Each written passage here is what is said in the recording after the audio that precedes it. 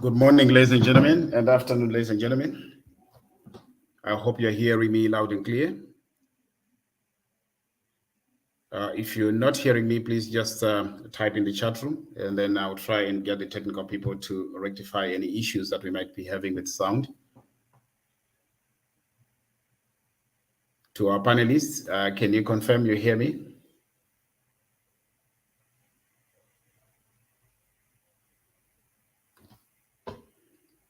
Great, thank you so much.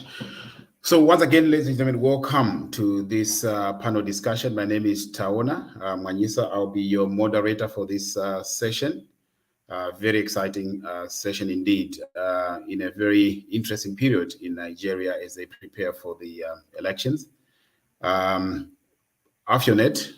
your one-stop organizations on all electoral matters in Africa, decided that they would like to have a look at these elections and probably also just to get a sense of where we are with the preparations of the elections. AfioNet, as you may know, is a coalition of African domestic election observers, which was formed in 2016.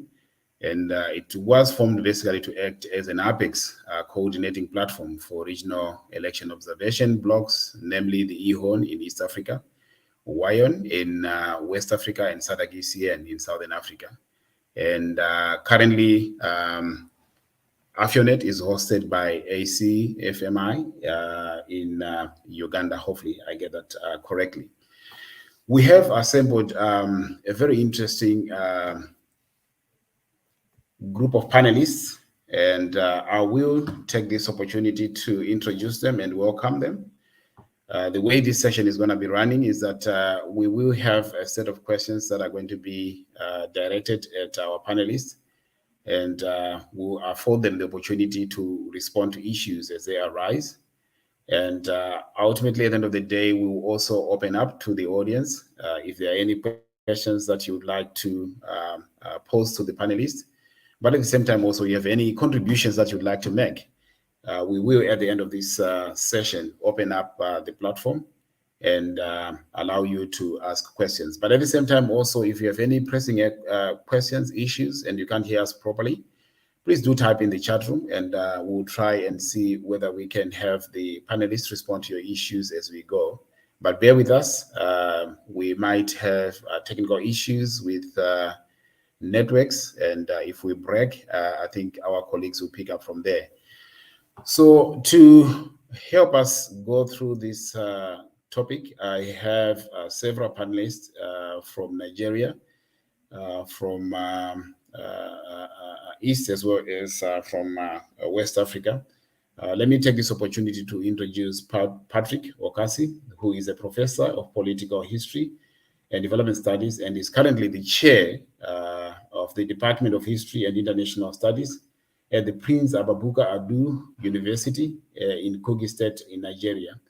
His research interests include executive legislation, relations and the structure of domestic and international politics, gender studies, historiography, development issues, but he's also a resource person and consultant to several international and regional organizations, as well as non-governmental organizations. I would like to welcome you, Professor, to this panel.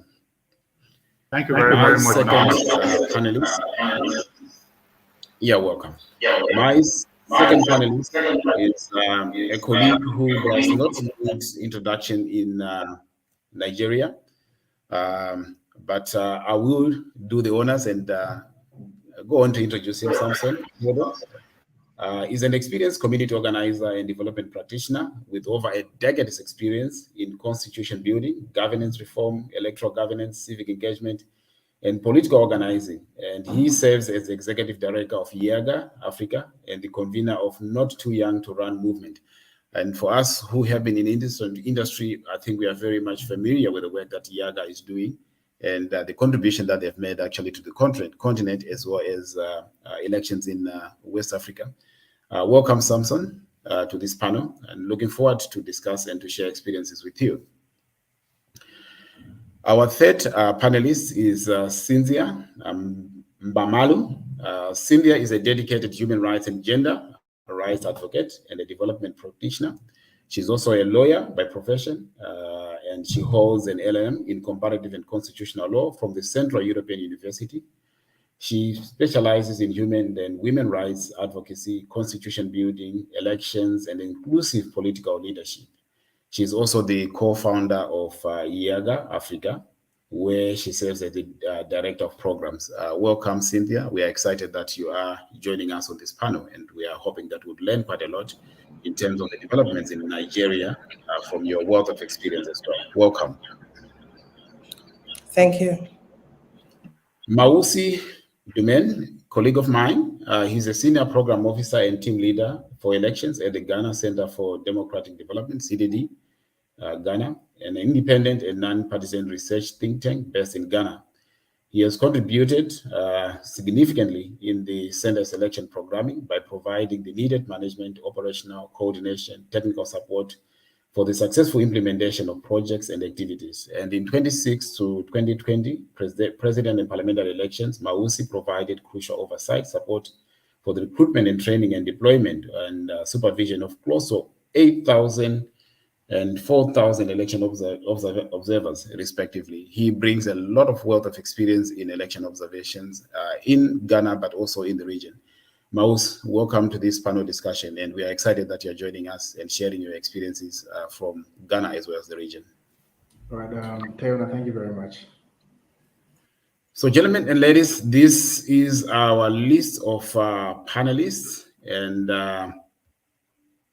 we are excited that we've managed to assemble quite a plethora of people with history in elections. Now, to start us off, I will go into kind of like sub-themes in terms of election preparations. These are very exciting elections in Nigeria, and I think for us who have been following activities as well as preparations for the elections, there's been quite a lot of interest generated out of this election, and there's quite a lot of excitement generated out of the elections. And I think one of the things that we are looking at, and everyone is also appreciating, is the fact that we have a very big constituency of young people that have registered and will be participating in the elections.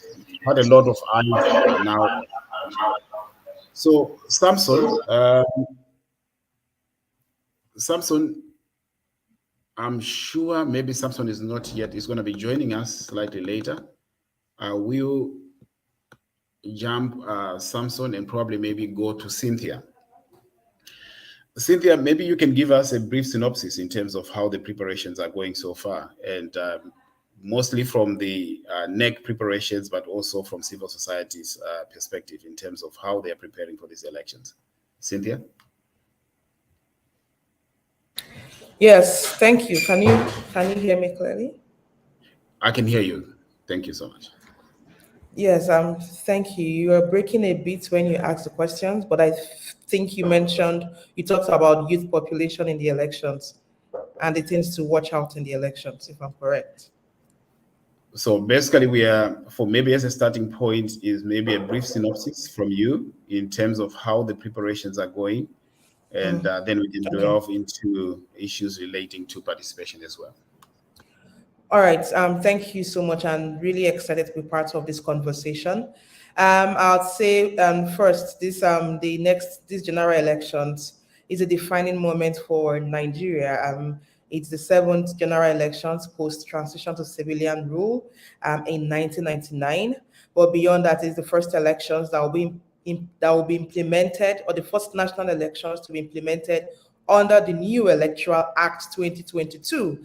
And the act introduced a lot of innovation that a lot of people are hopeful would promote transparency in the process. So things as simple as introduction of the use of technology, or legalizing the use of technology to accredit voters, the use of technology to transmit results is one key feature of the law that a lot of citizens are hopeful would improve transparency. Things around reviewing timelines for the elections, or timelines for the release of funds to the Electoral Commission, which by the law was to be released 1 year to the election. And that was done. And I'll talk a bit about why that is very important in the election, especially as we relate to preparations and things around reviewing the Electoral Commission's oversight powers.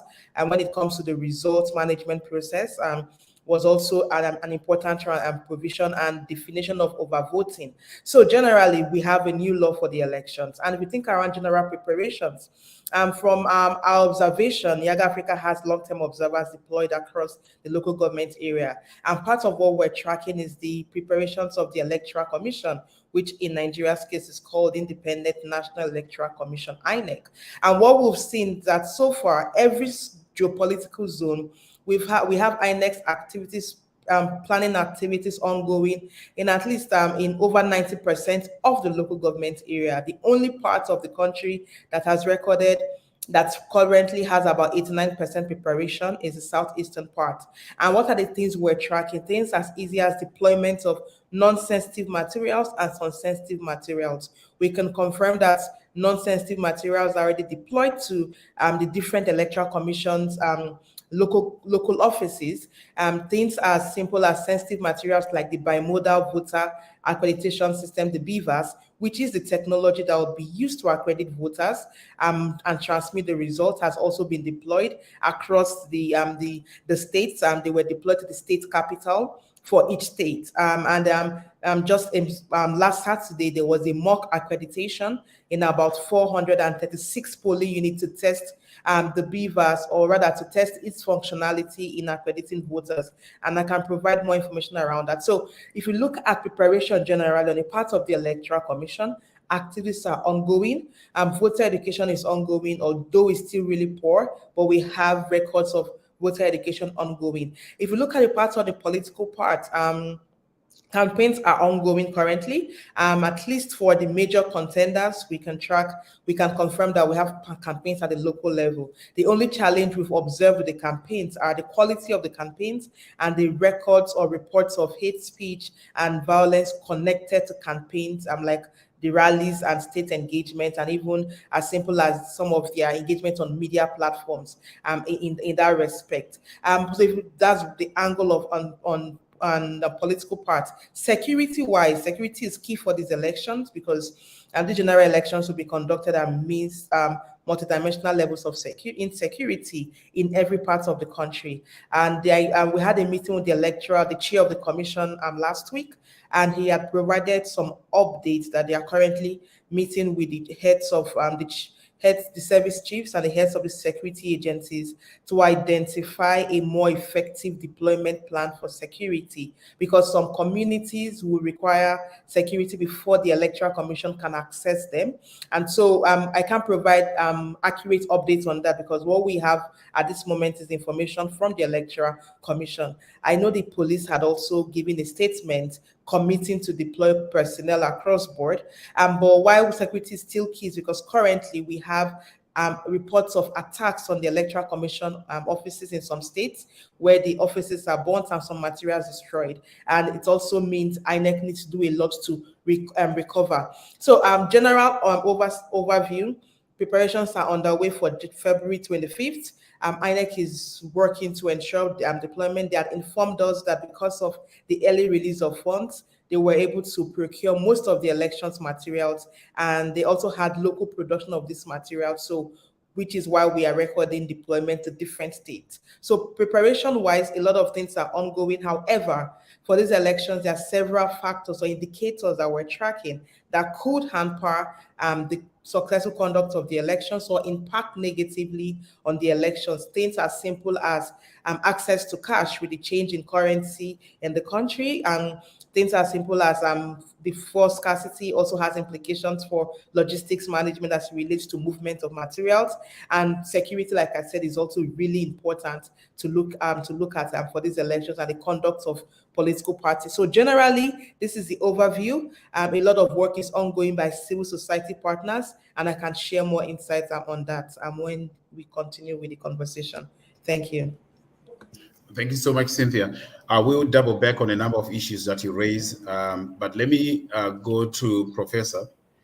Professor, what's your take currently in terms of preparation so far? How do you see? Do you think Nigeria is ready? What are the issues that you might want to flag before I go into detail in your context?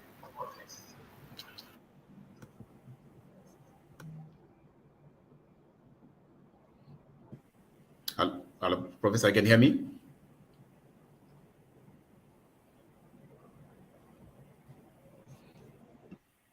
Hello, Professor. Can you hear me? Okay, we seem to be having a bit of a challenge in terms of connecting to the professor. Can you hear me? Can you hear me?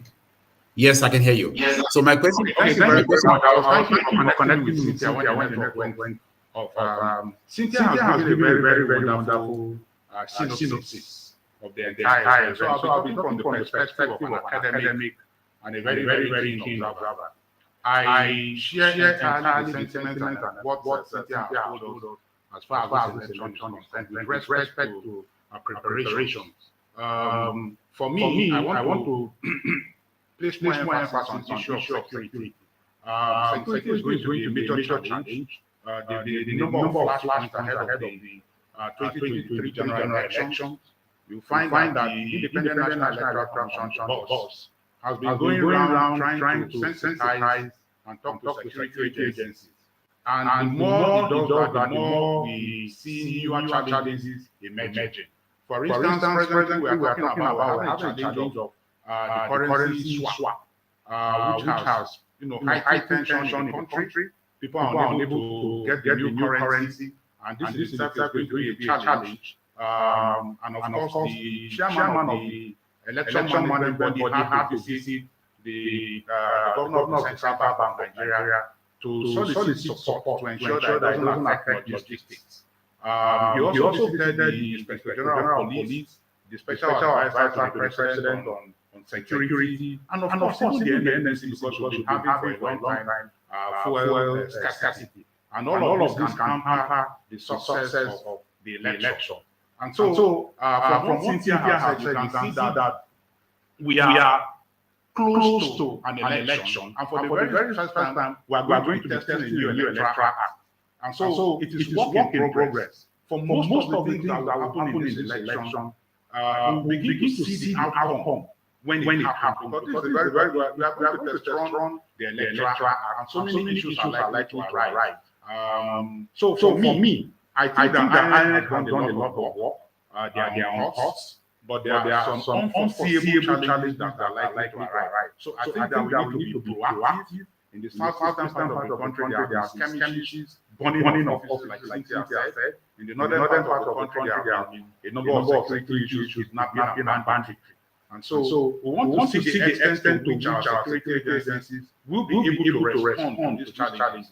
Because the election is not only a function of the election management body. It requires all hands to be on deck. That collaboration between security agencies and the Independent Electoral Commission and other government agencies, and of course the electorate, would determine whether we are heading for success or whether we are heading for failure. Mind you, 23 years of our democracy.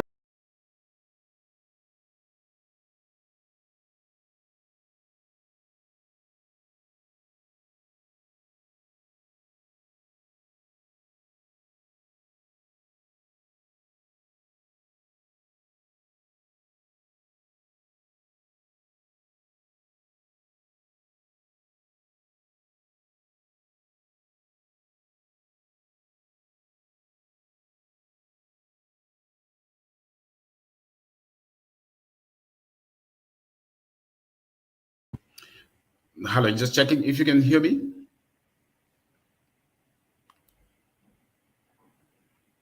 Okay, thank you so much, Professor. I think I'll double back to you again in terms of follow-up questions. Mausi, as an outsider looking inward, do you think that Nigeria is ready for elections? And maybe just a quick overview on that.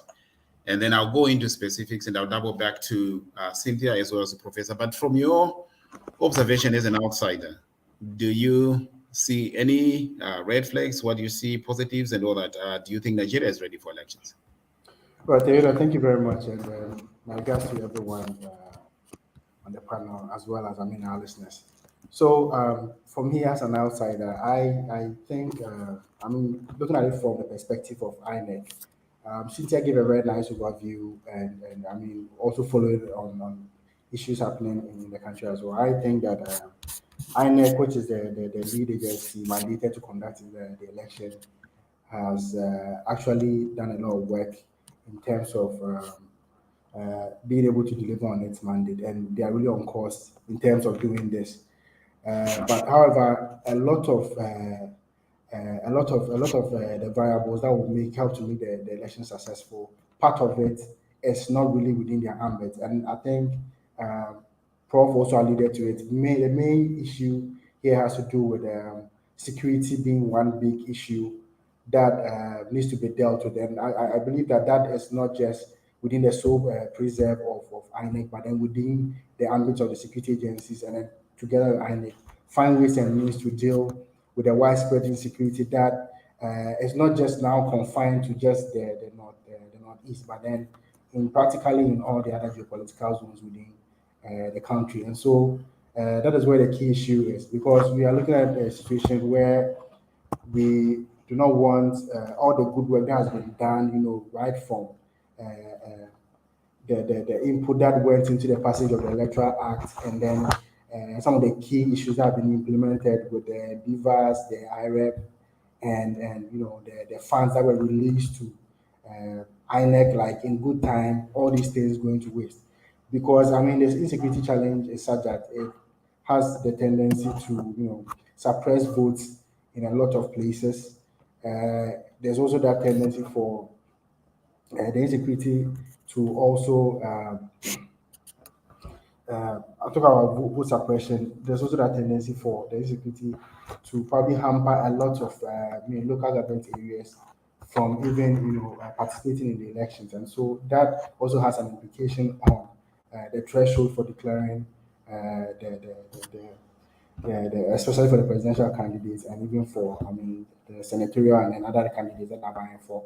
And so those are key issues in there that need to be looked at. And I think there's also this issue about this is mainly from probably INEC side about the threshold that defines who becomes like a president. Okay, so it states that the position states that it should be, I think, the fourth of the leading candidate should have a win, and have a spread in should lead all candidates and also have a spread in 25% voting at least 2/3 of the 36 states of Nigeria, and then the FCT. And it looks like a lot of interpretations are being given to this particular provision. And so quite recently, as part of a delegation that I joined to Nigeria, we sought to get some clarity around this. And the INEC was like they had actually returned to, they have their lawyers looking into it, and they want to get some interpretation, probably from the courts, to see what they say about this interpretation, so that it may not be construed as 24 states and the FCT, or even 25 states. Depending on whichever interpretation that are being given to it. So that is also a gray area that needs to be looked at, even as we have barely about 20 or 19 days for the elections to happen. I also want to touch on another side of it that also has to do more with this issue about the no PVC, no vote. And so I think this issue was in court. I've been prior to this conversation, I was tracking to see whether the courts has actually ruled on the particular issue. And I think if that has not been done, I think all these issues are some of the issues that need to be clarified quickly for us to know whether the TVCs, can be used to verify a potential voter, or it's just the PVC. All these things need to come up ahead of time and in good time, so that all the agencies that are involved, including civil society organizations, can go ahead and intensify their public education around some of these issues that are likely to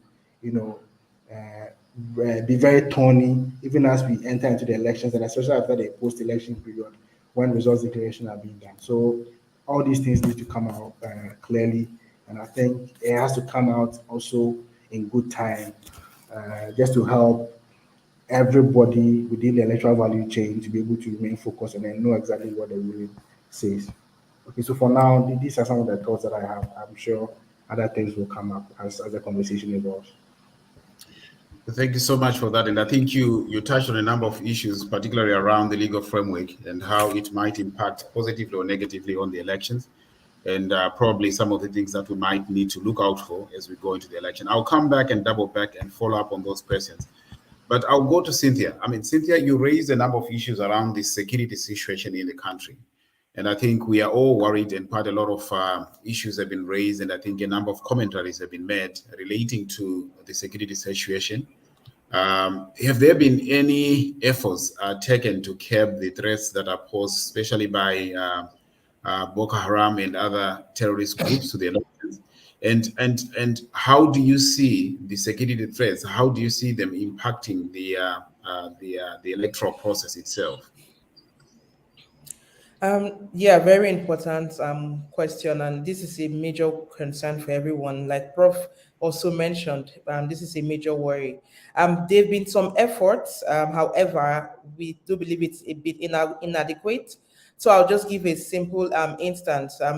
With the attacks on the of offices or facilities of the Electoral Commission, we had the police deploying support to guard some of the offices. So one of the attacks that had happened in a state in the southeast, Imo State, we had the police respond to that to curb or reduce the effect of or the damage that was done to the facility. However, the recent one that happened in the local government area in Anambra State, the attack unfortunately was two-pronged in the sense that there was an attack on the INEC office there and also at the police station at the same time. So the police was overpowered because they had to respond to the attack happening on their own facility. So it was happening simultaneously. And you can imagine that, of course, there was a lot of damage. The ballot boxes, the voting cubicles, and everything that had been deployed to the facility were all destroyed, most of them in as high numbers as 200 plus, because those were materials to serve polling units within that local government area. And so you could just imagine that you also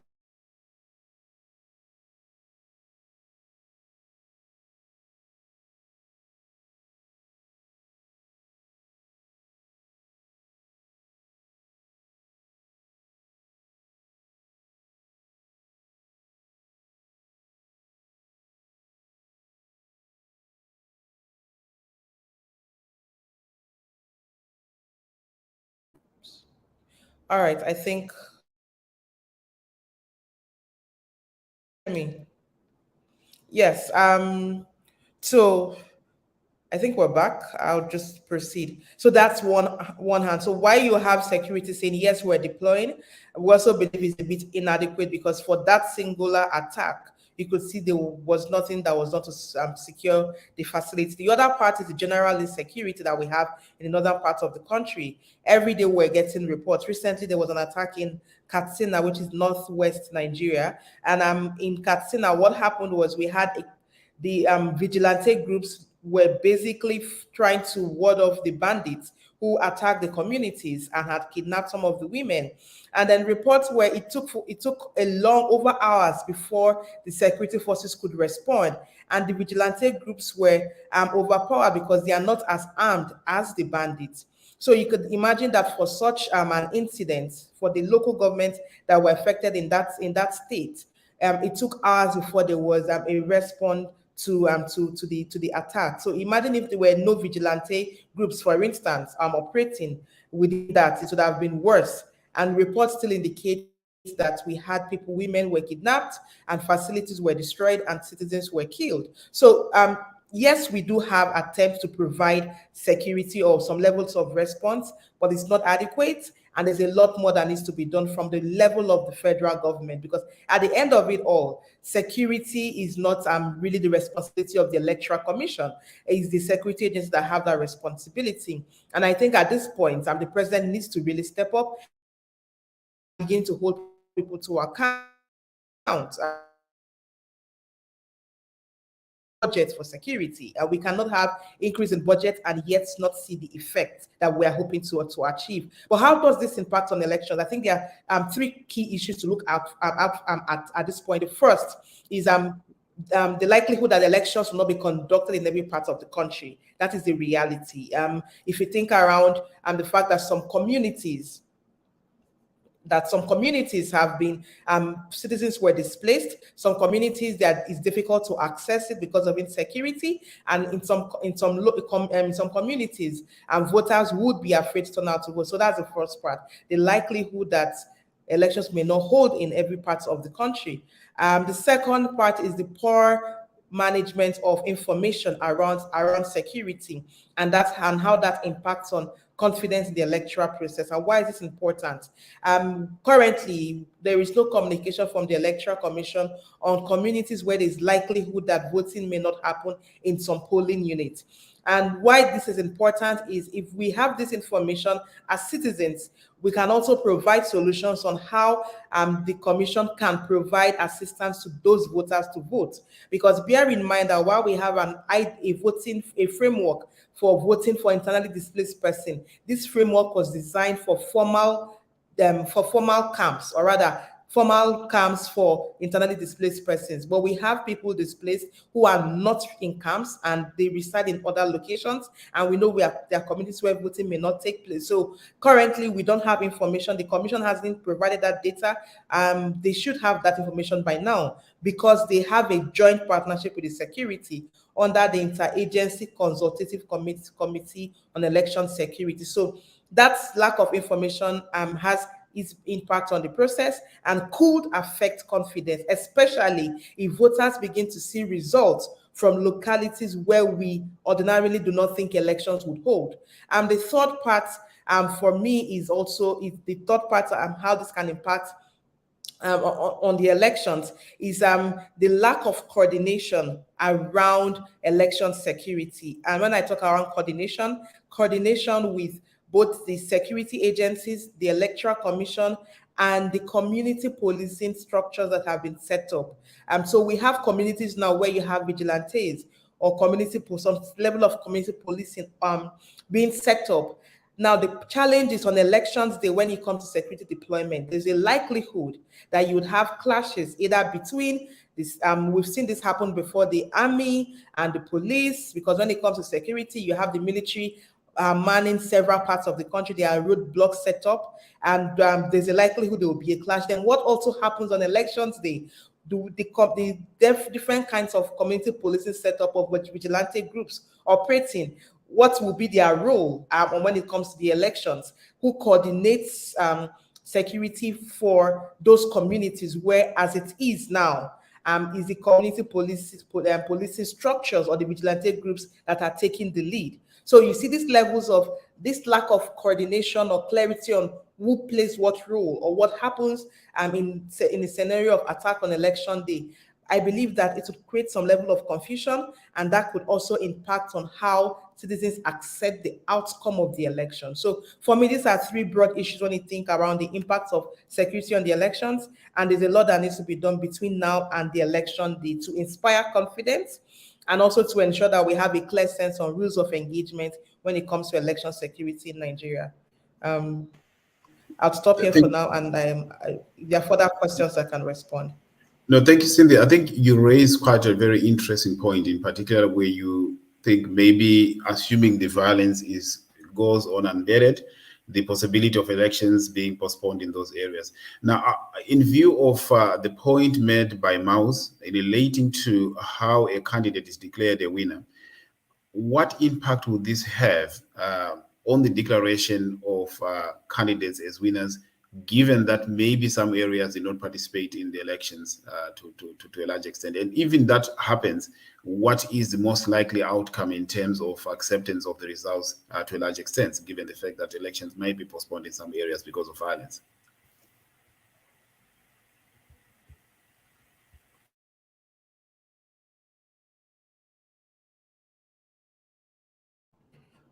Was this question to me or to Prof? You were breaking a bit. Oh, okay. So I'm saying I'm just following up on your intervention. Okay. Yeah. All right. Yeah.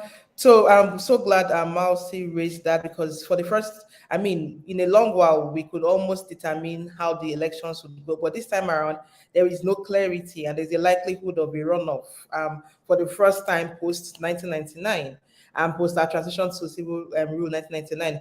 So what are the major things? I think at this point, we don't have enough voter education going on how elections are won. So a lot of people do not even understand that it's not about majority votes. You need the electoral spread as required in the Constitution, which is 25% of in 2/3 of the states and the Federal Capital Territory to be declared the winner. So what are the likelihoods of things that would happen, which is why I talked about clarity of better communication. First, there's a likelihood that either of the parties and their supporters may not accept the outcome of the election, especially if they feel that a larger percentage of polling units within their strongholds were not or elections did not hold in those locations because of insecurity. However, one major mitigating factor for that is because within the Electoral Act, within the INEC's guideline, INEC has the power to conduct supplementary elections in locations where elections were cancelled or postponed because of insecurity, especially if the number of permanent voters card collected for those polling units cancelled or where elections were suspended or where elections were postponed. If the PVCs or permanent voters card collected for those polling units is more than the margin of lead between the two candidates. What this means is the likelihood that some elections will not be concluded on the first day of voting and maybe concluded the subsequent days. We've seen this happen before. In 2021, Anambra State election, because of insecurity in one of the local governments, the election was conducted another day in Ihiala local government to be in particular. And for that, because INEC needed to have better, or rather have the police or the security focus on that local government. And so election was conducted there before they could declare a winner. So there's a likelihood that there may be supplementary elections before, or rather elections to conclude the elections before the final results are declared.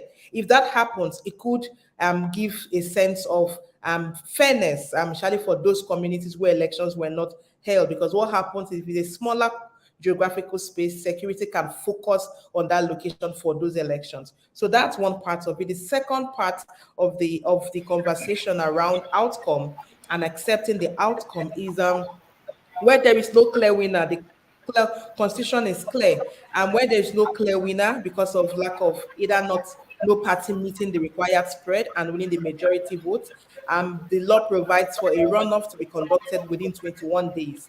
And for the runoff to be conducted, the two candidates that will be contesting is a candidate that secured the majority of votes and the candidate that won the highest number of votes in the highest number of states. And in this case, it may not be the first and second candidate. So it may not be the leading candidate and the runner-up. It could likely be any of the candidates who secures the most number of votes in the highest number of states. So that is what is required for a runoff. The candidate with the highest number of votes and the candidate that secures the most number of votes in the highest number of states. So we don't know that is what is required. So within 21 days, INEC is required to conduct a runoff to determine the winner of the elections for that. So if this happens, what is required is a clear interpretation and clear communication to supporters on why a runoff is needed and how the runoff will be conducted.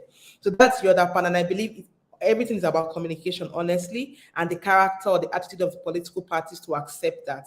The third point for me is whichever way we go, there will be aggrieved parties. And sadly, I'm a bit worried that we may still have likelihood of violence.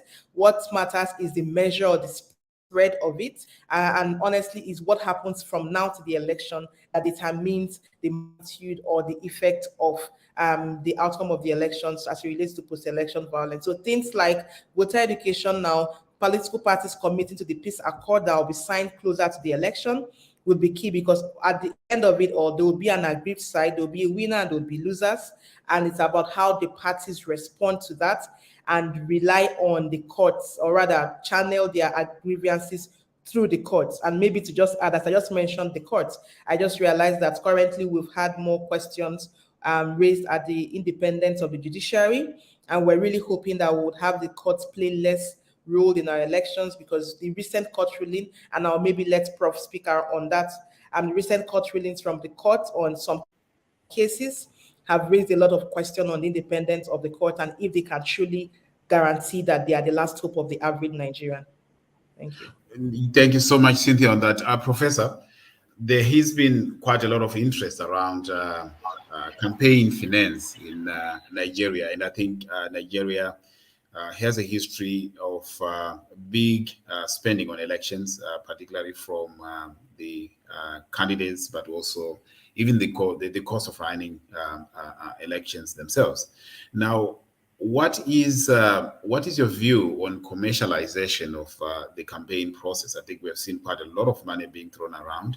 And do you see this impacting the democratic process in Nigeria? But also, do you see it playing a significant role in determining who wins these elections? Question. I think it has been very, very problematic trying to manage how politicians play around or throw money around in Nigeria. Let me just go back into history and provide some historical perspective that when Nigeria gained political independence, the crisis we had as a nation was basically that of ethno-religious disagreements among the various component units of the country. But by 1979, there was a entirely new dimension introduced. Apart from the ethno-religious dimension to politics, there was the introduction of money in the political process, and which eventually commercialized the political process completely. I still recall that as a small boy growing up in 1979, perhaps 1983, when I experienced probably was about 9 years old, 10 years, when I knew that politicians could really throw money around during the 1983 general elections. But by 1999, it took a different twist. Now, there is a saying that as birds are learning to fly without perching, men are also learning to shoot without missing. Quite often, you find that as Nigeria tries to rejig its electoral laws, the politicians are also introducing new measures of ensuring that they get what they want. And so for me, it has been a problem since 1999. For every election, you see that there is a new dimension and a new twist to it. Let me talk about 2023 ahead of the elections. Cynthia will agree with me that hitherto, there was a spending limit that we had. For the president, it used to be 1 billion naira. For the governorship election, it used to be 200 million naira. The new Electoral Act now allows political parties to spend as much as 5 billion for presidential elections and 1 billion for governorship elections. I think for me, this is massive. It's huge. For those of you that don't understand it in Nigeria, our monetary terms, 5 billion naira is about $11 million. And so when you allow political parties to spend this type of money, you can imagine what is going to happen. So the political parties, for a presidential candidate, you are allowed to spend as much as 5 billion naira. And for the list here is for state legislative houses, where you are allowed to spend as much as $66,000. And so for the political parties, arising from this, perhaps, the political parties now increased the amount for the purchase of forms. And so for the ruling All Progressive Congress Party, they sold their presidential funds at the cost of 100 million naira. Now, in dollar terms, that translates to $222,000. So, for me as a teacher, it will take me another 30 years to save my money, my salary, before I'll be able to pick a presidential form. So I will need to work for 30, 35 years, save the entire money that I've been able to make, not buy food for my family, not spend on medical care, and then before I'll be qualified to contest an election. That in itself shows that the electoral process has been monetized and commercialized. And it goes down to all the other elections. And so it has created room for politicians to put in money into the process and believing that they are going to recoup their money when they win elections. And that amounts to profiteering. Leadership and governance is not about profit or business making. It's not about profit making. It's about service to community. Now, when you allow so much money to be involved in the process, it denies quality candidates the opportunity of participating in the election. A number of quality candidates are not able to purchase forms because it has become very, very expensive. Now, I will give you an example. It has been difficult to actually track political party expenses during election. I think that is one area that civil society has been finding it difficult to do so much. But in 2015, attempts were made to track what political parties spent. At that point, political parties for presidential election, the president was allowed to spend as much as 1 billion naira. And then other elections had their own category. Now, civil society was able to track some of the spendings at that point in time. Now, I'll tell you that for just a few items, and I will mention them. For campaign rallies, billboards, electronic media coverage, and electronic media adverts alone, 4 items. The 2 major political parties, the APC and the PDP, overspent their limits. And so if for only 4 items they were able to spend more than the required 1.1 billion naira, you can imagine what has been happening. And so now it is 5 billion naira that has been allowed for presidential election. And from the way things are going, you can be rest assured that political parties will spend more than 5 billion naira. And let me also make the point that even before most of the tickets for the political parties were sold, why I say they were sold is that it went to the highest bidder. There has been a number of media reports. There were a number of media reports immediately after the primaries, how money and dollars were used to get presidential tickets, governorship tickets, and other tickets across the country. And so most of those candidates that won elections are obviously going to be out trying to recoup their money as soon as they win elections. And so for me, it is one area that we need to pay so much attention to. Having a tracking mechanism, having a device to track expenses of political parties has been a major challenge. And I think there is need for us to work. Political parties behave, particularly not just in Nigeria, but in Africa, especially in terms of their spending expenditure, as if it is a mystery. Most of the books are closed. It is difficult to know what they have spent. The Constitution and the 1999 Constitution as amended and the Electoral Act has a number of provisions that will ensure that political parties don't go beyond their spending limits. But quite often the challenge is how to track these political parties in terms of what they have spent and what they have not spent. So I think it's one area that we need to give so much attention. I know that, for instance, the Constitution says that 6 months after elections, political parties should submit their expenses to the Independent National Electoral Commission. And it has been there. But quite often, I wouldn't know whether Cynthia has heard where INEC came out and told us that this is the amount that political parties spent. One thing we can do, I think, depending on or using the Freedom of Information Bill, is to ask the Independent National Electoral Commission to release a report of what the political parties have spent 6 months after the election, and that will be sometimes in July, August. Those would be my intervention for now.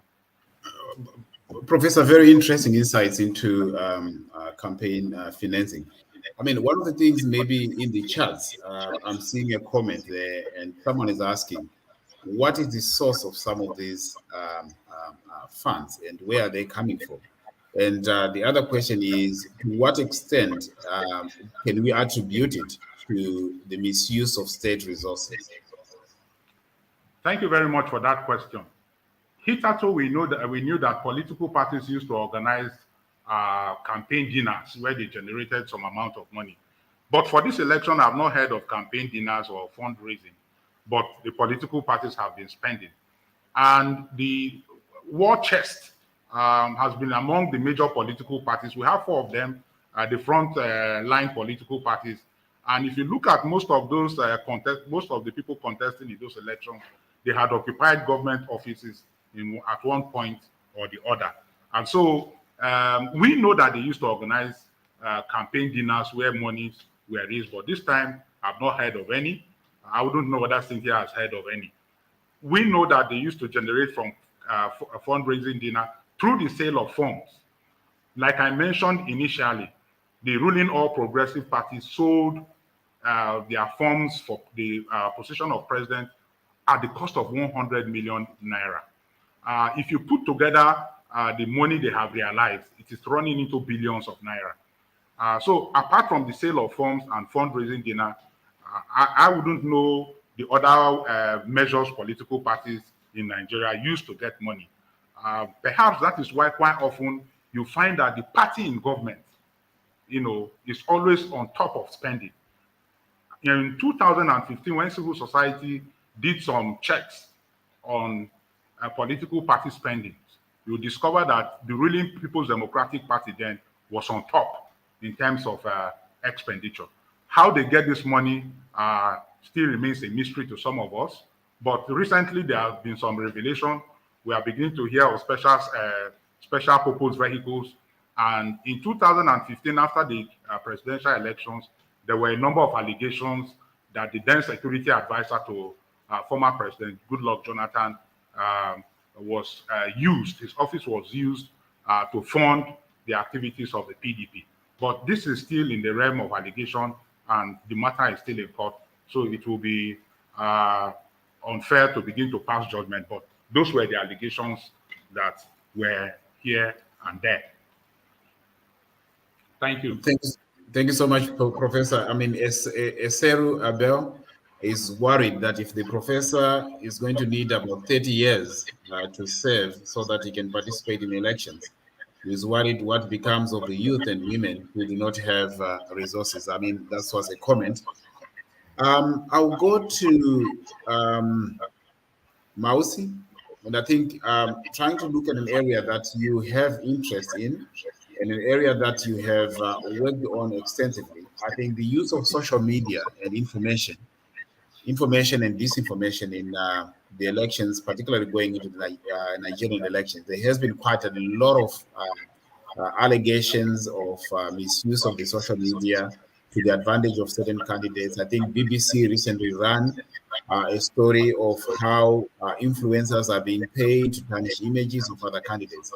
Now, how do you see social media being used or misused during this campaign? And to what extent does hate speech and all the propagators of it are actually playing in the process in the Nigerian elections? So to what extent, how do you see social media being used or misused during this campaign?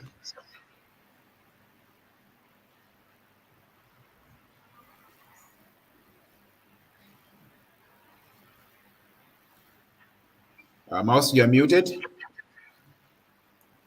So I'm saying that it's just interesting how social media is playing out in terms of how elections, campaigning is being done and how candidates are taking advantage of social media to spread their messages. And the point is that for Nigeria, you have maybe over, I think, about 80 million active internet users. And that means that the ecosystem for information and disinformation spreading is very, very huge and very, very wide. And so find a lot of actors, taking advantage of the digital literacy of people and the strong need for information by voters, citizens in general, to spread this information. It's also interesting to know that although radio might probably be the highest source, I think Afrobarometer finds this also. Radio is probably the highest source of highest information source for a lot of citizens. It's just interesting to know that at a point in time, there's a bit of that spillover effect from what happens offline to what happens online to what happens offline. And so a lot of content that are being generated online that may be targeted at disinforming people, a lot of it actually comes from social media. It's even sometimes picked up by the traditional media, including radio, TV, and all that. And it's further, spread and becomes more of a misinformation along the disinformation value chain. And so you realize that it's also playing a very key role. And now, in a lot of cases, you find a blurry line between what happens offline and then what happens online. What happens online and then what happens offline. So, just like you mentioned earlier on, it's just interesting to know that um, quite a lot of this is happening and it's getting on the rise as well. So politicians, a lot of them, I mean, the front-running politicians have become victims of some of these disinformation that are being churned out. And so a while back, I think Shetima, the running mate for uh, the APC candidate, Bola Tinubu, was linked to Boko Haram. Peter Obi also had his fair share where he was also linked to um, the Igbo, who are the separatists in the southeast, that he's taking instructions from and directions from them, and all these things are in an attempt to create dissatisfaction for these candidates and also to reduce the kind of votes that they are likely to make. Atiku also had his fair share. At some point, some misinformation was, being spread that he fell ill and seriously fell ill and had been, flown out of the country for medical check-up and all that. But I mean, it turned out that all this information was false. So the bottom line is that misinformation is being peddled around a lot and it's targeting at least to suppress the votes from the strongholds of candidates. I mean, or opposing candidates.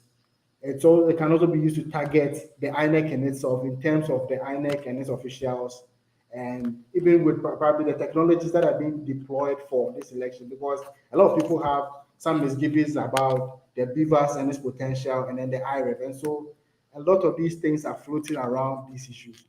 And so bots have been, engaged to do this kind of the misinformation and disinformation within the elections and all that, contributing to all the likely outcomes that they're likely to see, creating disaffection for candidates, creating disaffection for INEC and its work that it's doing.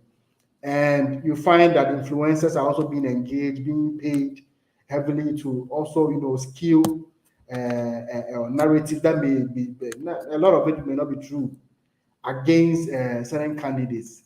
And so, I mean, there's a lot that are going on in there that has its own way of, affecting the outcomes of the elections in a way that citizens may not be aware of, or even when they are aware of, they may choose to spread the information regardless. But I think there's that key element of that, digital illiteracy, where people do not get to understand, or take a second look at the kind of messages that they receive on all social media platforms before they pass them on. I also want to look at another dimension as well to this. So the issue about hate speech and intemperate language is also on the rise as well. And I was happy that when Cynthia in her introductory remark, mentioned that campaigns have become very heated. It's ongoing all over, but the quality of the campaigns are really on the low. And a lot of the main political actors are using hate speech and intemperate language against their opponents instead of speaking to issues and then their campaign issues about what they actually want to do for the citizens. So it's actually moving the conversations away from what they can do for the citizens and what they can do to make Nigeria progressive, to what their opponents are or are not, which may be immaterial to the conversation.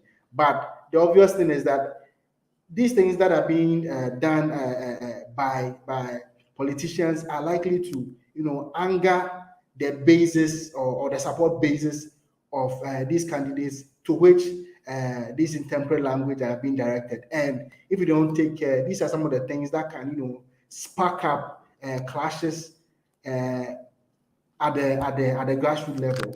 And so a lot of these things and a bit of it are around, ethnic dimensions. There has this dimensions also around religious dimensions and all that, which are very, very dangerous because already there's that entrenched identities around these being formed around these in Nigeria, which we've seen a lot of, we've seen a lot of, clashes surrounding this in the past. And so that also creates a potential danger for this particular election. Now, I think that even with the Electoral Act itself, it has, aspect of it that actually deals with it. But the key point is that how many politicians have been sanctioned? With the Electoral Act, I think Section 97 of it, how many of them have even been sanctioned based on some of the things that they've said online, inciting violence, and also with the hate speech and intemperate language that they've used against their opponents? And I don't think I've come across any, maybe my Nigerian friends may help us out, anybody that's actually been prosecuted on account of any of these things that have been done. But it has a wider implication for the credibility of the elections and even for the peacefulness of the elections. And so that's one key area to also look at. Okay, so now I also want to touch on something very critical. The beavers and then the IREV that are being used as part of, that emanated from the Electoral Act, and it's a potential game changer for this election. It's a great one. And then for those of us in civil society and election watchers, we are very much interested in how that will work. But then I don't know how has INEC engaged. I know this has been piloted with Ekiti and then Osun off-cycle elections. And the key point is that, okay, to what extent are the media, is there any, what do you call it, MOU? Well, I tried searching to see whether the INEC had any MOUs with the media houses on even how to go about using this portal and anything that will likely disturb the peace. I've not come across anything like that. But I'm raising this issue because when I compare what happened in Nigeria, in Kenya, they were also operating a similar system where results from the polling station or polling units level were being uploaded onto the central servers of the IEBC in Kenya, and this is the same thing that INEC could be doing. And in Kenya, what happened was that at one point in time, all the media houses were very enthused about the information that was coming out from the portal, and then they were sharing the information and then collating it on their own. But it looks like they underestimated the extent to which the workload was in how this work was being done. Or it could also be that at some point in time, I just felt that if you look at maybe 3 different channels, you realize that you were finding one candidate leading. It was Ruto at one point in time leading with a particular TV station, while Raila was also leading with a particular TV station. And so I got confused at some point in time when I was in Kenya as to who was winning. And the whole point is that these media houses have affiliation with these candidates, and so they will pick and choose which of the data they would want to project. And so they'll probably load a lot more of data coming from the strongholds of their candidates, and so it would look like when you are watching your TV, you will look like, okay, their candidate is probably leaving. And so that created a lot of confusion in Kenya. This is a learning or an opportunity for us to avoid it. And so at some point in time, they had to stop. I think a lot of stakeholder media regulation agencies came in to speak to these media houses, and they had to stop even broadcasting the results that were coming from the IBC's portal. And so this is also an learning opportunity, I believe, for Nigeria to also look at how that space could also be regulated in such a way that politicians, we know a lot of them own these media houses, and so they want to do things in their own favor so that it does not create an incentive for some level of violence to spark up in the streets. That is something that we need to look out for. But thankfully, I know Yaga Africa and then Channels TV are having a collaboration to actually do a proper analysis with the information that is coming out from the IREF. And so that, for me, is going to be one of the things that maybe watchers, it would help to probably moderate some of the excesses that, if not regulated now before we go into the elections, can create some problems. So I think it's one key issue that I want to highlight here for civil society organizations, Cynthia, and then all other people to be able to raise up this issue even as we are going into the election. That there needs to be some form of regulations around how the parties are reporting this. And I also think that, just to conclude, I also think that once we are talking about the issue of misinformation and then how that is being applied and all that, I think INEC should really be on its toes in terms of working very hard to get information out there in real time and trying to and not give room, being very proactive, not giving room to people that are out there to disinform. And I think it will also be good for INEC to look at, having some sort of collaboration with a lot of fact-checking organizations that are in the space to work around to debunk information that is deliberately put out there to, distort the information ecosystem for consumers. And so that is one key issue that I want to highlight in there. And then, yeah. No, thank you so much, Maus. Quite an interesting. I think this is an area that has been drawing quite a lot of attention in elections, particularly in emerging democracies in Africa. But not only so, but we saw the use of social media playing out in the American elections with accusations of Russian interference and all. Cynthia, Maus raised quite a very interesting issue here around mobilization, voter mobilization, and gender in elections to some extent. We have noted that from previous elections in 2019, I think the voter turnout was recorded at around 34-point-something%.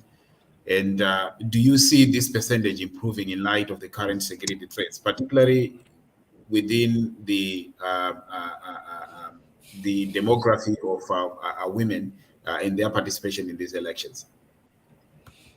Yeah, very tough question because all I can say is I'm hopeful. Why? Nigeria, for some reason, we've recorded really low turnouts. You were right, last presidential elections in 2019, we had about 35.6% turnout. And that was an election with about 84 million registered voters. For these elections, we have registered voters figure at 93-point-something million. Voting will be happening in over 176,000 polling units across the country. So the idea was if you create more polling, because we additional 50-something thousand polling units were created post the last elections. And the idea was if you create more polling units, there will be better access to voters, or polling units will be brought closer to the people. And during the registration period, there's a lot of interest amongst young people, women also. So for the new registration, we had high registration for youth and for women. And post the consolidation of the voter register, INEC's data, as it is currently, puts women registration at 48%. So we have women voters or female voters at 48% of the 93-point-something million voters in Nigeria.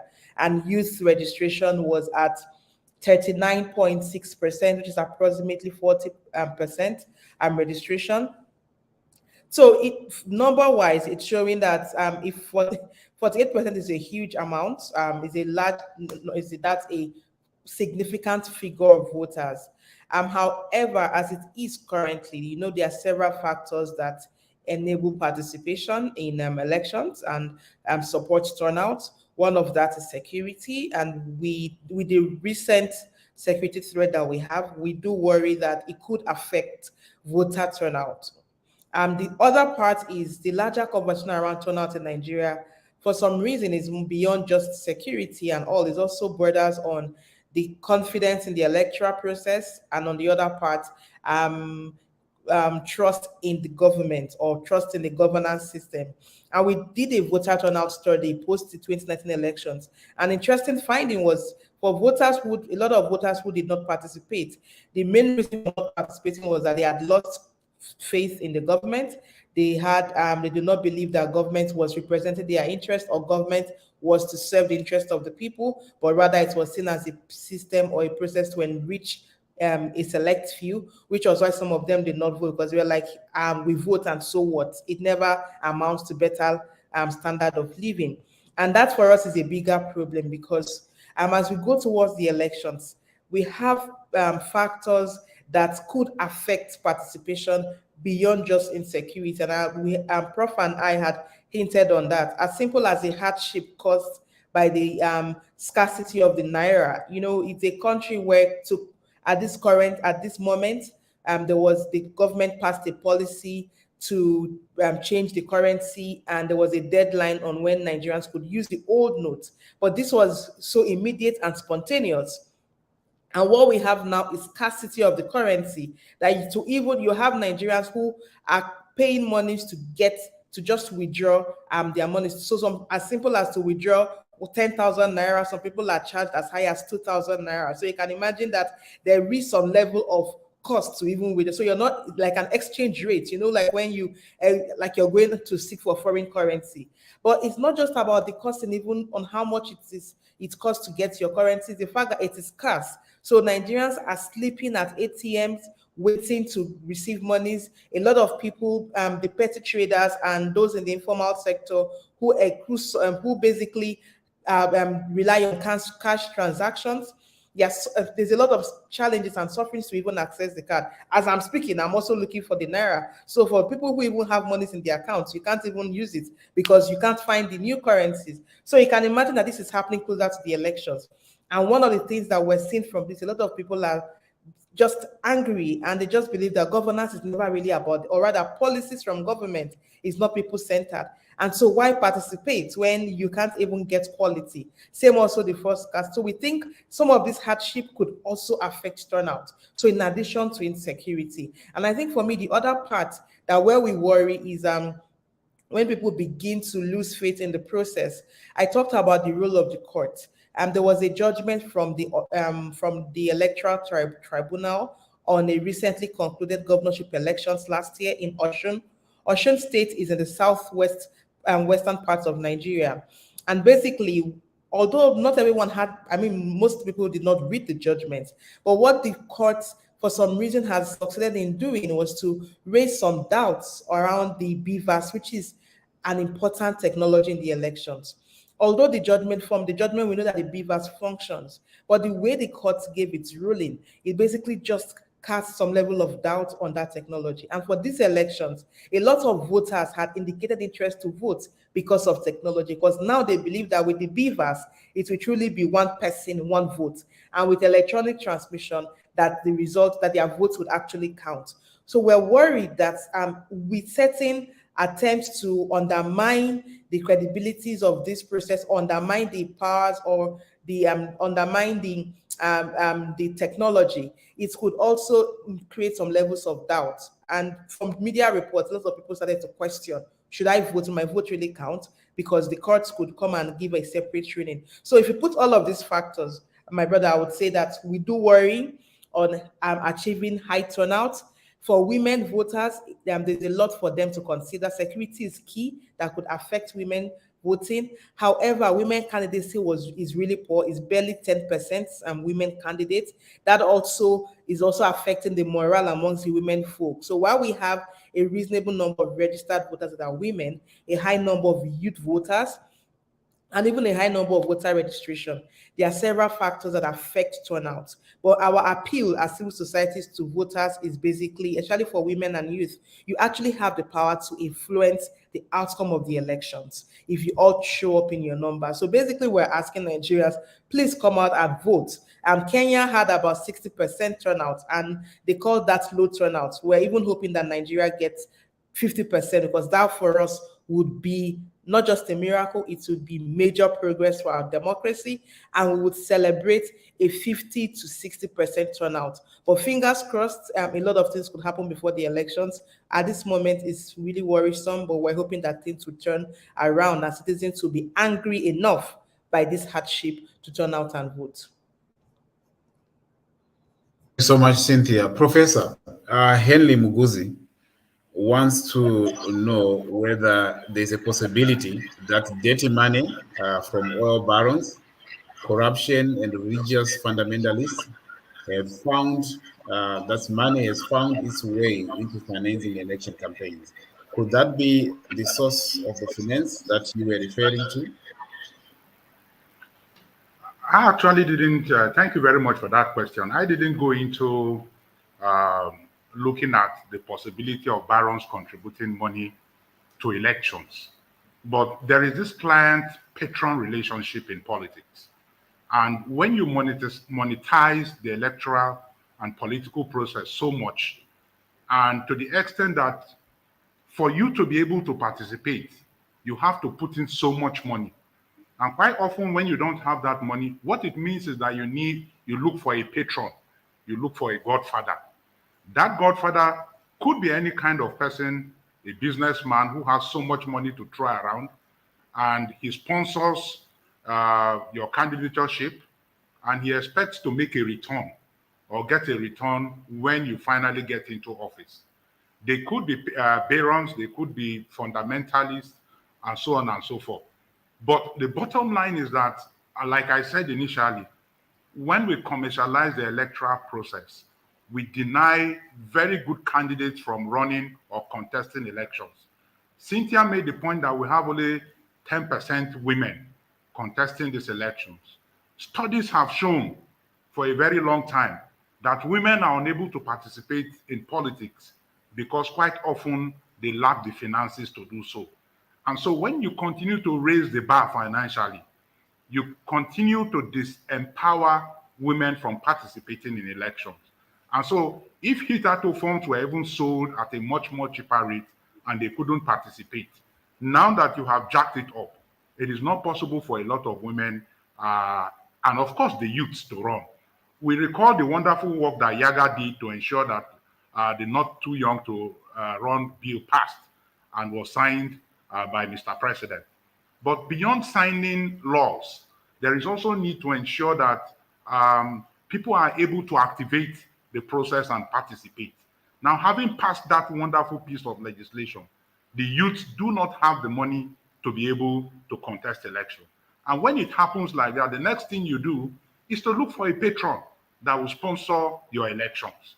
And so there is a possibility that oil barons, Islamic religious fundamentalists, Christian and Muslim fundamentalists are funding people. That is still in the realm of conjecture. But the bottom line is that once you allow the electoral process, the political environment to be so monetized, it creates room and it gives opportunity for people to do whatever they want to do at that point in time. I am worried. A number of reasons, Cynthia has given a number of reasons that, and I just want to lend my voice to that, could hamper turnout during the elections. She made the point, and she has talked about it consistently, that the issue of security. But I also want to emphasize on the issue of confidence in leadership. A number of persons are beginning to lose confidence in our leaders. Quite often they begin to ask you the question, why should I go out and vote? I did a quick check in one of the classes I taught, and I asked my students how many of them were interested in going to vote. Out of a class of 120, I saw only 10 students raised up their hands. And for me, I said, wow, this is strange, because I thought the enthusiasm was going to be very high this time. It's high this time. But I noticed that a number of them are still reluctant. Why are they reluctant? They are reluctant because the political process, our democracy, is not empowering the youths and, of course, the entire citizens. And so that in itself is a problem. While this program was going on, I just read online, a letter has been released by the National Universities Commission directing all university vice chancellors to close universities on the 22nd of February to ensure that the youth are able to go back home and participate in the election. I hope when they go back home, they will not just go and sit down in their rooms and watch television or play football on the streets. They will take that opportunity of disclosure to participate in the election.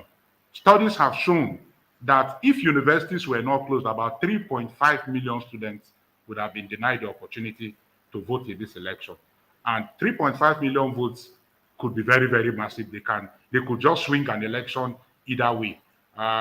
In 2019 or so, I think 2015, the ruling president won with a margin of 3 million votes. So if 3.5 million students will stay at home, you can imagine the effect it could have on our election. So I'm glad that the National Universities Commission, the umbrella organization of all universities in Nigeria, has directed that universities should close on the 22nd to allow our youth to participate in these elections.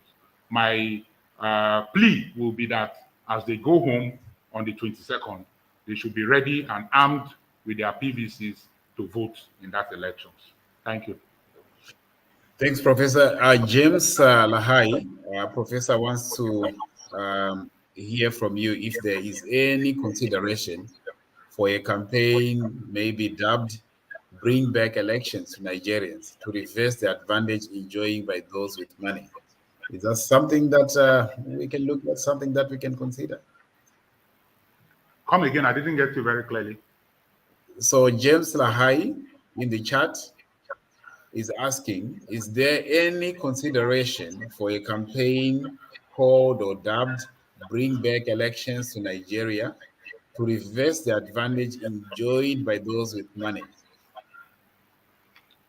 Well, we've talked about. I've made the point. I've looked at some of the extant provisions in our laws, especially as it has to do with ensuring that we limit election spending. The problem has always been that of enforcement, whether we are going to be able to enforce these rules to ensure that politicians allow us to do the needful. When I was giving my preliminary, or rather my opening remarks, I talked about the challenge from various dimensions. I looked at pre-election issues and how it has been frustrating. And then the election proper on the day of elections, how politicians are able to manipulate a number of citizens and the electorate to ensure that, and how do they do this? By giving money to people. The issue of Oshun and Ekiti will come to mind. One of the elections, some of the elections we had very recently, and then even after the post-election issue, after the election itself, you still find the politicians. This time they move to the courts. At this point, the people who are majorly affected or try to influence is the judiciary. So at all levels of our electoral process, there is always a challenge in terms of the commercialization of the process. How we are going to quell this, put this to a check this completely, has remained a challenge. I'm only hoping that security agencies will be more proactive this time. The Economic and Financial Crimes Commission and the Independent Corrupt Practices and Other Related Offences Commission and the police will be more proactive in ensuring that we bring back our elections and we're able to elect people that will govern us in line with the Electoral Act and the Constitution of the Federal Republic of Nigeria. Thank you. Thank you so much, Professor. And thank you so much, ladies and gentlemen. I will take a couple of questions from the audience. And then I will ask our panelists to give a final word of maybe encouragement, a final word of optimism as we go into the election. For our members of audience, if you have a question, please drop it in the chat and I'll try and pick it up and refer it to the panelists that you are directing the question to. I think I have a few of them that I have in the chat. I think there's one question, and any one of you can pick it up. How about the meaningful inclusion of IDPs in the process, that is in election? How is the EMB and CSOs prepared to bring the voices of the IDPs into the process? Anyone can pick up that question that came from, I think, Mesudu G. Reta. Okay, to respond to the question, thanks for the question. Currently, the Electoral Commission developed a framework for IDP voting, so a framework for voting for internally displaced person. But I think I mentioned this earlier. What the thing about the framework focuses a lot more around formal camps, so where you have formal settlement of IDP. So in camps. However, what several reports have shown is that in Nigeria, not every IDP is in a camp. And in some states, they've been dismantling the camps and asking people to return back, which is where there is a major challenge. So there will be a challenge. We really foresee this for voting for both interstate and intrastate internally displaced persons, especially those who are not in formal camps. Because as it is now, INEC has already said that for communities that are displaced, the polling units would be tracked to the camps where the voters from those polling units were relocated to. So they will be voting in those voting camps. We'll call them voting camps or super camps. That's the plan according to the framework. However, there is still no details on those who are not in the camps, how they will vote, if there will be requirements for or rather permission for them to move around, because on elections day there is restriction of movement. There are individuals who do not stay in camps but can go to the camps. So if there will be concession for those voters to move to those camps where their polling units have been moved to and relocated to. But all of this around communication and better information from the Electoral Commission. For CSOs, the role, what we're doing currently is making this demand on INEC for these voters who are not in camps, because that is where we think there'll be major challenge. So we're just calling on the Electoral Commission to provide clarity on what would be their fate in these elections. I hope that was clear enough. Thank you. Any of our panelists would like to pick up on that? No? Okay, I think the question that I also have, and I think it was sent directly to me, Cynthia, is how prepared are you to conduct a para voter tabulation for this election? This must be a PVT partner. Wow, we are working on it. Not as prepared as we want to. However, a lot of work is going on. So as simple as recruiting observers, for the PVT to be successful, we need to recruit observers from sampled polling units. And I would say that this time around, it took us longer time to recruit our observers. We're almost concluding that process. But we have reasonably over 95%, 98% of observers actually currently recruited. But it just shows that even for observer groups, as the security also has impact, because for some communities where our sample polling units fail within, because we don't control the sample, statistics takes us to where we would go. For those communities, we also had to devise new means on getting people who can observe in those sampled polling units. But by and large, with the numbers we've recruited, we are currently training our trainers this week. Next week, we'll be conducting training, over 175 trainings across the country. We're doing a lot of work also to get people ready to observe. So we're working on it, and by the week to the elections, we'll have better update. But one thing is certain, we would be deploying the PVT for these elections. Thank you so much. And Mouse, I think this one also came straight to me. And I think it is also predetermined on the basis that you seem to have quite a lot of interest around the beavers as well as the IREVs for the election. The question is, how is the IREVs going to be used to enhance transparency of results transmission? And do you have confidence in them, considering that Nigeria has had issues with results in past elections?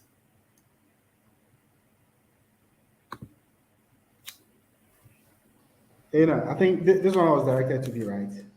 Yes. Okay, thank you. Okay, so I think, well, I do have a high level of confidence in what the Beavers can do.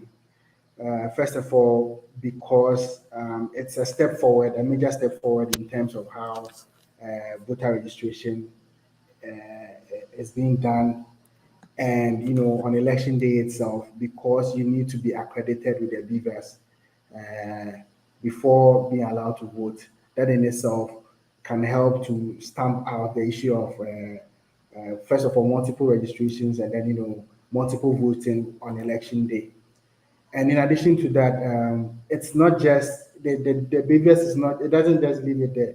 What is even more interesting about the Beavers is that it has additional components that allows the polling station results, the forms, the declared polling unit results to be actually scanned and sent online simultaneously to the servers of INEC.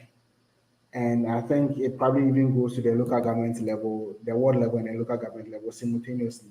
And so that is a game changer, because now the information and the polling station results, which sometimes are often become the bone of contention after election, is of one, as every single voter in Nigeria, or every single person who is interested in elections and has access to the internet, can be able to go and then view the results at his polling station online by registering on the IREF, and then viewing the polling station results for his polling station. And so if you were there and then the results were counted and then collated, or I think Nigeria they used tabulation, so it was tabulated and it was pasted on a conspicuous place at the polling station, you could probably cross-check afterwards to see whether that particular result that was pasted was actually there. And so that in itself provides some level of checks that ordinary citizens can become part of the process to safeguard the integrity of the elections. In addition to that, the Beavers and then the IREF, I mean, the whole process around the coalition process leaves a trail of, evidence in terms of who had access to the system and all those bigger other issues that the back end issues and all that. So that even creates an opportunity for an auditing to be done in case uh, somebody is aggrieved by the process and then would want to challenge the results that are coming out from after the election. And so that in itself creates, an easy form of, an auditing to be done to help to be able to uncover any wrongdoing that is likely to occur.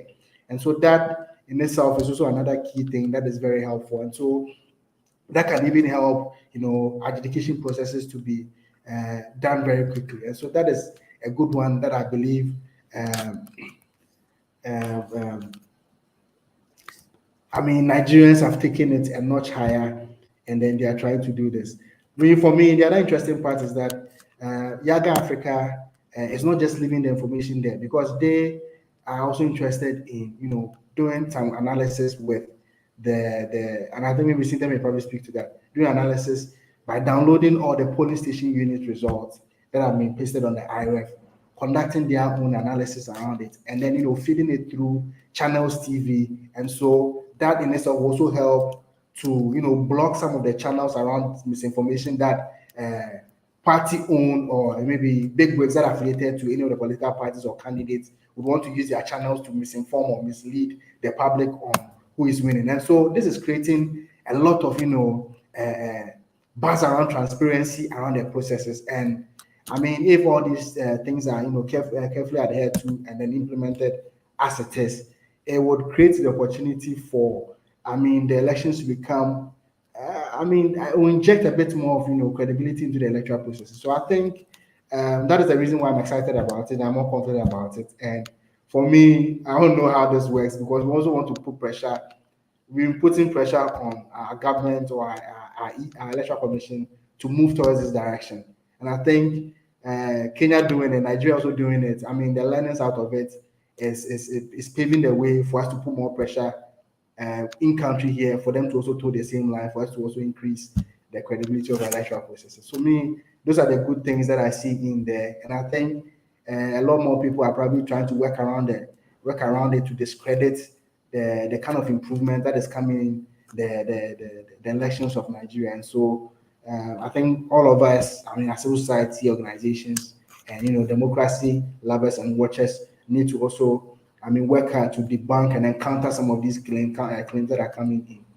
And I think for me, one other thing I want to highlight is that I think Yaga Africa would also be interested in comparing the PBT results with the analysis that have been done with the results from the IRF. And so it's something interesting to look out for and to watch out for. So at least we have some, double layered measures to also, check for the integrity of the electoral, the results that are coming, that will churned out by INEC during the course of the election. So I mean, these are the good things that I see there. Thank you so much. I think we are almost winding up, but I'll take last two questions. I think the last one is from Daisy Ramwenya, who wants to know what is contributing to the decline in participation of women, especially those contesting the positions of governor. And I think that might be directed to our sister or the professor. But also the last question that I would like to take is that from Abel Esaru, who would like to ask the professor that he hinted about prevailing voter apathy and what is causing this and what effects are being put to ensure, efforts being put to ensure more voters turn out to vote. So those are the last two questions that I have. Cynthia, you might want to take the first one and Professor the second one. Yeah, thank you. That's an important question. Several factors. The first is general persisting patriarchy in the system, which has made it difficult for women to be recognized as co-partners in development or recognized as leaders in the system. But beyond that, I would say the political party system. When Prof talked about high cost, honestly, major people that suffer from these women, young people, yes, but women, a lot of women can't afford this cost of nomination. And for some parties, they do give concessions. Some people say free tickets or concession, but what we've seen is wherever there's a concession, it's just like the devil's gift. It's a gift given with the right hand and taken with the left. So we had instances where women at the point of primaries were asked to step down. And the thing is, the parties look at it like, oh, you didn't pay for the nomination. This candidate, this man paid a huge sum of money for that. So you should step down. There were instances where people were even crying because they were forced to step down. So the one of the other issue beyond the patriarchy is the cost of politics in Nigeria, from the cost of nomination to campaign itself.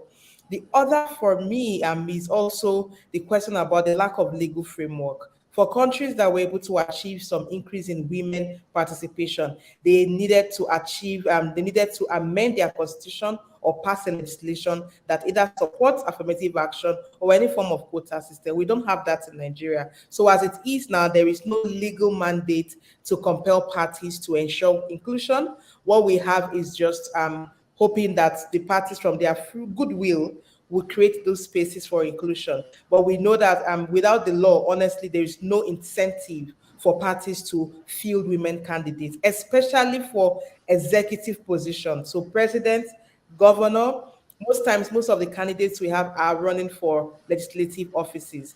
The other part is also the issues around religion. It's still a major factor here affecting women participation. But even hate speech, I'll give you a simple example. We have a woman contesting for governor in Adamawa, is northeast Nigeria. And just our recent pre-election observation reports from the state, there's consistent hate speech against her. We have imams who are preaching at local government level, asking people not to vote for her because a woman in Islam is not supposed to be a governor to lead, because what it means is that she should be leading the state.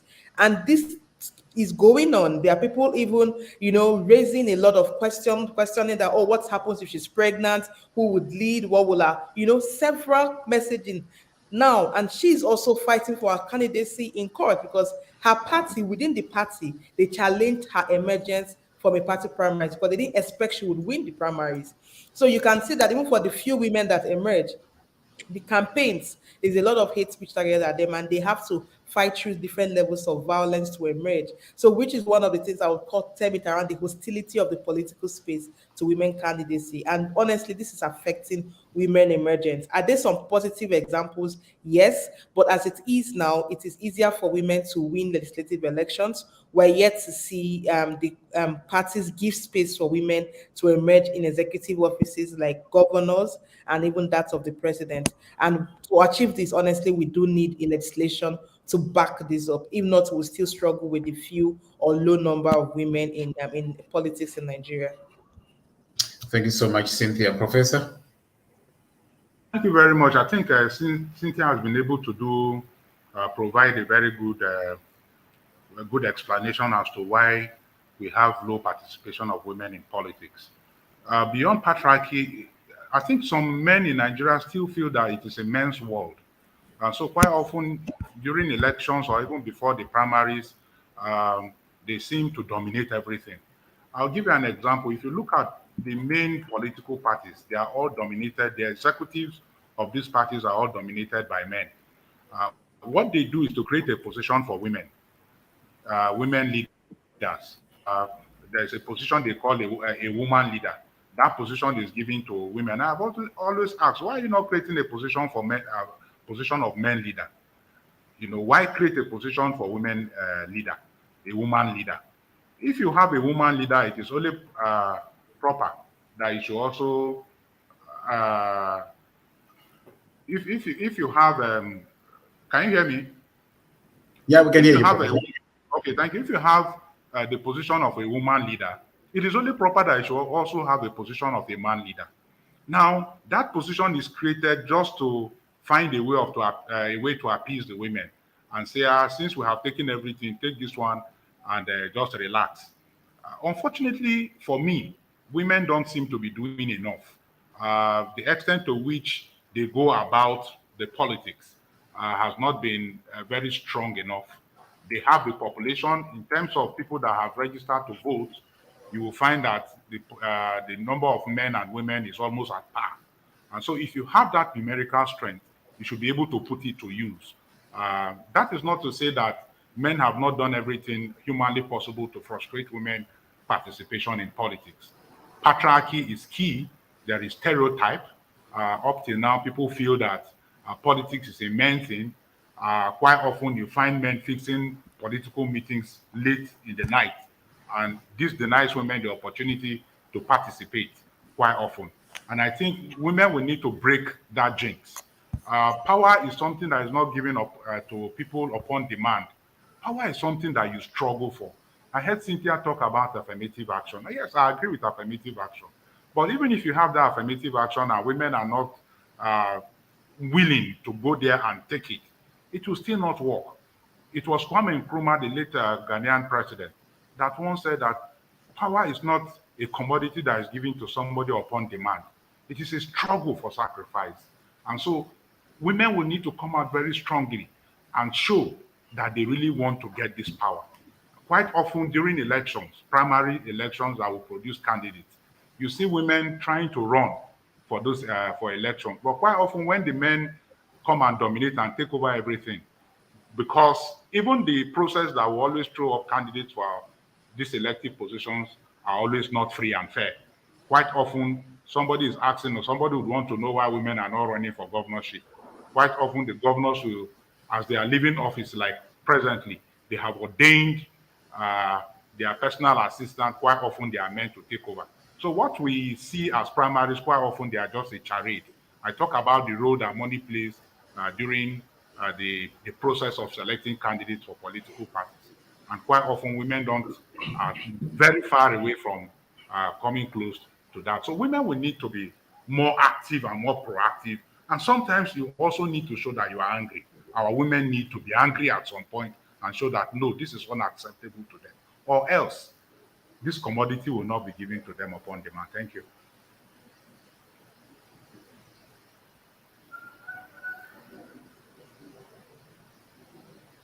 Thank you very much. Thank you so much, Professor. Ladies and gentlemen, this has been very, very exciting and enriching discussion. I will take just maybe 1 minute parting shot from you, your hopes, your aspirations, and your message to the Nigerian voters, starting with Maus. Okay. So for me, Nigeria. You can hear me? Yes, I can hear you. Can you hear me? Okay, so the Nigerian election means a lot, not just to Nigerians, but then to, I mean, all of us in West Africa and then Africa as a whole. You have the largest, Nigeria has the largest economy, it's the most populous country, and so you need to get it right. There are quite a number of elections that are lined up in West Africa. Um, uh, Sierra Leone in June, Liberia in October. And so Nigeria needs to get it right because there's a lot of instability happening within the West African sub-region. And so we want Nigeria to come out of these elections peaceful, more peacefully, have a credible elections that will not blow out of proportion for the spillover effects to catch us all within West Africa. Well, there's a saying that if Nigeria sneezes, the whole of West Africa catches a cold. And so we don't want to catch that cold, but we want to see you set a good example that other countries within the West African sub-region can follow. And so I'm rooting for Nigeria, and we just like many other people want Nigeria to get it right in terms of how they are going about the election. So I believe some of the conversations that we've had here provide some useful pointers, even around some of the advocacy that we society can do in the lead up to election. So yeah, all the best for Nigeria. We are solidly behind you. Thank you. Thank you so much, Mausi. Professor, your parting shots? Like Mausa said, Nigeria is the largest democracy in Africa. I'm glad that since 1999 we've been able to sustain this democracy. All we need to do is to improve on what we have on ground. And so the 2023 election presents another opportunity for us as Nigerians to show that we can always pull through despite all challenges. And so I call on all Nigerians, patriots, to ensure that we participate in this process so that in the end, we are going to have that type of durable democracy that we'll be yearning for. I appeal to my brothers and sisters across the length and breadth of Nigeria to ensure security agencies, INEC, and all stakeholders, civil society. Yaga Africa has been doing a wonderful work, and I need to commend them. I've been following them. I'm so proud of what Samson Itodo and Cynthia has been doing, and all colleagues at Yaga Africa. I only appeal that you continue to sustain this team. We can't achieve such goals without civil society. And so we need to activate so much of what we are doing so that in the end, this democracy will become one of the best. Nigeria is a democracy that other African countries would want to learn from. We need to set the right example. Thank you. So much, Professor. Cynthia? Yeah, thank you. I will just borrow from my brother Mausi and Prof. And to say that I'm hopeful that despite or notwithstanding the challenges, that these elections would be conducted and would be reasonably accepted by the people. That's my first point of hope. The other part is just a call to the Electoral Commission and the respective institution to ensure that in their conduct that they are seen and believed to be non-partisan and professional. That goes a long way to inspire confidence. And then to Nigerians too, we've already heard it. This election means a lot, not just for us as a people, but to our brothers and sisters in the continent. And we must understand that there is no perfect system anywhere in the world. Every system has its challenges, and that democracy is not a product of wishful thinking. Democracy is an outcome of committed and hard work of a critical mass. And so meaning that this critical mass begins with every one of us coming out to vote on election day. It's democracy is an outcome of hard work, is an outcome of commitment of that critical mass, and working together as a people, united as a people, we can achieve the kind of country or the country we dream of and the democracy we hope for. Thank you. I wish Nigeria successful elections. Thank you so much. And again, I would like to thank our panelists. This has been a very, very interesting discussion, eye-opening, and I think it also gave us an understanding in terms of where we are with the preparation for the elections. And we are, us from Avionet and the team from Avionet, would like to wish Nigerians, first of all, and the team at Yaga, the best in their preparations as they go into the elections. And we are looking forward to more engagements of this nature, building into the election lessons for the rest of Africa. We have, like Mouse has indicated, several elections that are coming up in Sierra Leone, elections coming up in Liberia, as well as elections coming up in other parts of the world that could take a leaf from the Nigerian elections. We would also like to encourage our viewers to follow us at Avionet Twitter handle, and then also to follow us in our Facebook page, African Election Observers Network, for additional information and upcoming activities that we are going to be having going into this election and any other elections in the region. And let me also apologize, I think, for the sound at the start of the sessions. Hopefully, this also, it was a learning process for us, and I think we would like to assure you that we'll improve greatly as we go into the other discussions. Now, from us and the team at Avionet and our panelists would like to say thank you so much for joining us, and we wish you a pleasant day, and those that are voting in Nigeria, happy voting, and may the outcome be that which you desire. Thank you so much. Bye.